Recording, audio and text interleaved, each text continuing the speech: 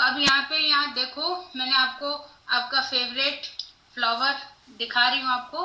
तो ये है फ्लावर, और ये भी एक तरीके का क्या है, क्योंकि यहाँ पहले स्टेम था और उसी पे फ्लावर लग गया है, तो इस तरीके से है।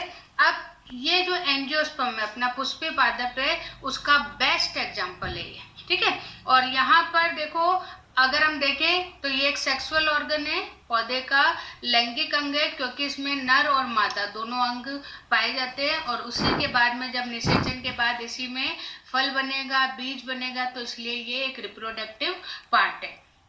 अब यहाँ पे देखो, सबसे पहले यहाँ पे कुछ चीजें हैं, तो आपको यहाँ पे थोड़ा सा गोल स्ट्रक्चर दिख रही ना, ये इस तरीके से। तो ये जो स्ट्रक्चर है, ये स्ट्रक्चर कहलाती है पुष्पासन, ठीक है। और जिसे हम क्या बोलते हैं, थैलेमस, यानी हिंदी में आपको समझ आ रहा है, पुष्पासन यानी पुष्प का आसन। यहाँ पे सारी चीजें किस पे है, इसके ऊपर तक के आसन है, तो इसे बोलते हैं थैलेमस या पुष्पासन।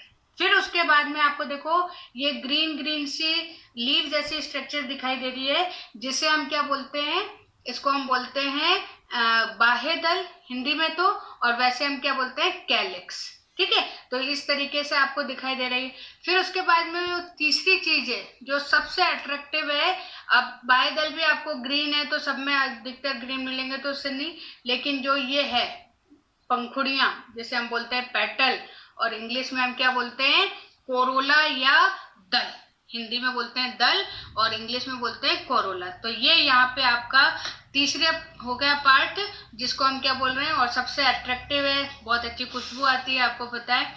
अब यहाँ पे एक चीज दे रखी है, उभयलिंगी और एकलिंगी, यूनिसेक्सुअल और बाइसेक्सुअल।